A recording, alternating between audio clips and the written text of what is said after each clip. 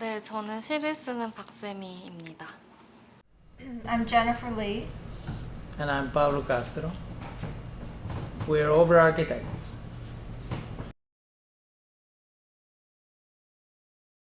건축에서 이제 휴먼 스케일이라는 개념을 많이 얘기를 하는데요.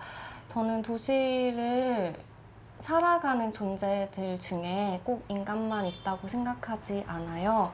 그래서 그들 중에 도시를 가장 잘 감각하고 있는 존재는 누굴까라고 했을 때 뭐 새도 있고 강아지도 있을 텐데 고양이라는 존재가 조금 보이더라고요. 고양이라는 존재는 인간처럼 평면적으로 움직이기도 하지만 도시에서 이렇게 세로축, 단면을 가장 잘 활용하는 존재라는 생각이 들었어요. 그래서 그들이 보는 도시, 그리고 그들이 활용하는 도시를 조금 보려고 했고, 제목은 캐스케일이어서 고양이에 대한 이야기 같지만 사실 고양이에 대해서 말하려고 한 것은 아니고요.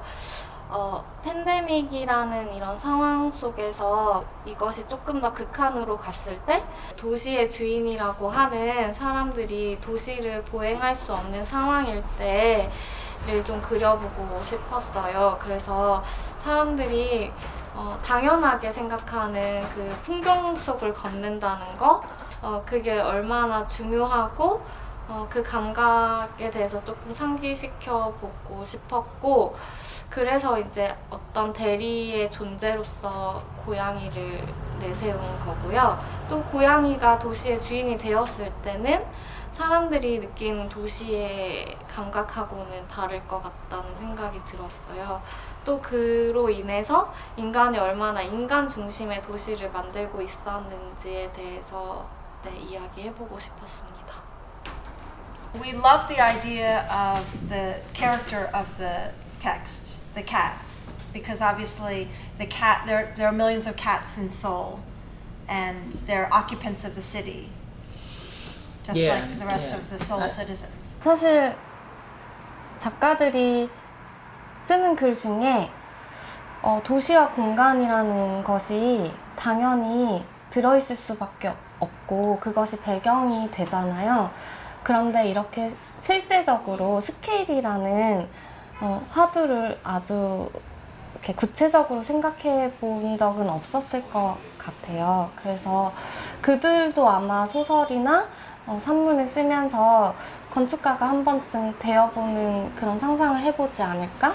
그런 생각이 들고, 건축가들은 그동안 자신들이 전혀 생각하지 못했던 도시의 구성 요소가 무엇인지 좀 다른 눈으로 조금 더 예술가의 입장이 되어서 공간을 구축해 볼 수 있지 않을까, 그런 생각이 들어요.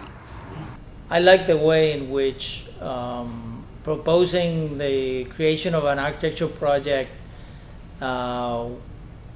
based on an unrelated notion or a not directly related notion like cats taking over an empty city, propose thinking about architecture in a way that was a little bit deeper than simply trying to resolve practical problems. I thought the idea of cats as invading an empty city was interesting because emptiness could be best represented by a crowd. You only know that a place is empty when you have experienced that place before full of people.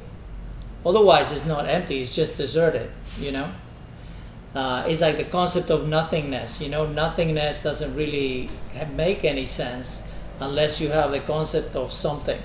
So for this was the same thing. So for us, the cat house and the representation of an empty city had to start with a place of assembly in which potentially a lot of people could come.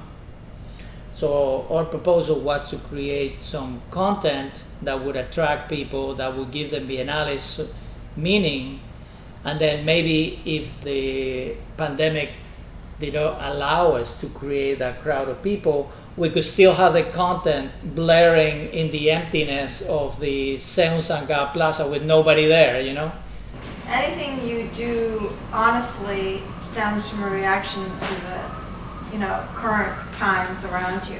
But I think the fortunate coincidence of this project right now is that we can now embrace the emptiness and just have the cat house sitting there with no audience and still work as a kind of connector screen to everyone. Unfortunate moment where we're unable to go to Seoul, we're unable to travel, people are unable to gather again, but it's sort of a perfect moment where we can actually just let the screen be and connect to the people, still be a platform, be a kind of billboard, a message and still a gift to the citizens of Seoul. So I'm actually still super excited about its possibilities right now, even more so. And then the other aspect is the fact that the project, it happens to be sitting on a slope surface. So that's, unusual, but then that is also incorporated as an essential element of the project. So the fact that there's a slope surface gets translated into a raked space, sort of like a theater, and then the theater implies a screen. But the screen also relates to the fact that we might be able to use the space in person or not. We might have to rely on media, and then that screen allows us to do what we're doing right now, which is sitting at different ends of the world, but still being together. If you triangulate a structure, it becomes super efficient.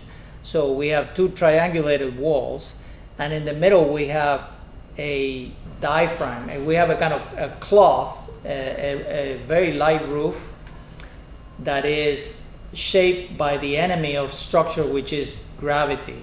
So you have this kind of natural element. There's sort of like an architectural cat, if you like, which is the belly of the canvas that acquires the form that nature gives it. And then you have this sort of very rational use of very little material, which is these two walls that are shaped as trusses, So there's a very sharp, strong contrast that is achieved by very, very, very little material, So that was sort of the kind of technical aspect of how to realize this confrontation between,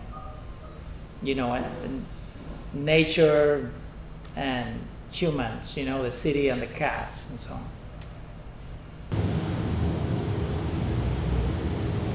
Because we're away and the resources are limited, I found a friend of mine, E. Sangam. He offered to help us do the project without us having to go to Korea. He found a carpenter, someone that works with wood really well. So that was one reason for changing the project, because originally we didn't know if it was going to be in metal or in wood, but we did want it to be light, just to sit lightly on the site. And so because my friend Sangam has a friend who's a carpenter, we decided to make it in wood. And then we wanted to do all these metal connections between the different pieces of wood, so the piece could be disassembled and take it somewhere else.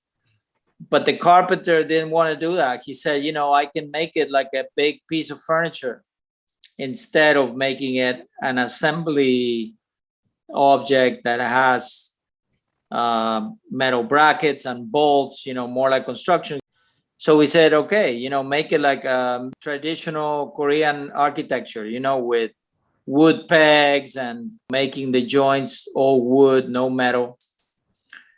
So to make it stronger that way, we added those diagonals. We turned the entire facade into a structural element as a kind of truss now. So then it became really strong, and it could be made with just thinner pieces of wood. We had originally thought that this room would be a kind of projection room, Projection is very important for architecture because of perspective. Perspective and projection are basically the same thing. But we wanted to have a projector in which this material could be displayed, broadcast into the space. But during the day, projection doesn't work. So we had to change the project again. And the way we changed it, we thought we could get a matrix of all monitors and digital distributor of the image. So the image will be pieced up into the monitors as a kind of puzzle. The TV screens now need to be installed in such a way that if it's rain or wind, they don't get damaged. So we had to introduce a new element which is a kind of safety element to protect the screens when it rains, this sort of fabric, just a piece of fabric to evacuate the water. So when it rains, the water will sort of stream out due to the shape that gravity gives the fabric. So way of protecting a certain space from the weather. What we like about it is that it has very little material, it's very light, but the strength doesn't come from putting too much material in it. It just comes from the geometry of the facade, from this sort of triangulation, that makes it very strong.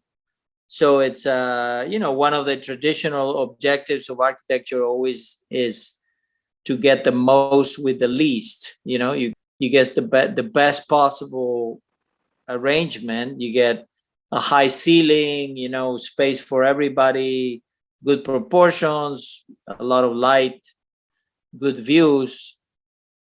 And then you don't invest too much. You don't have to put too much material. You just always try to do the minimum.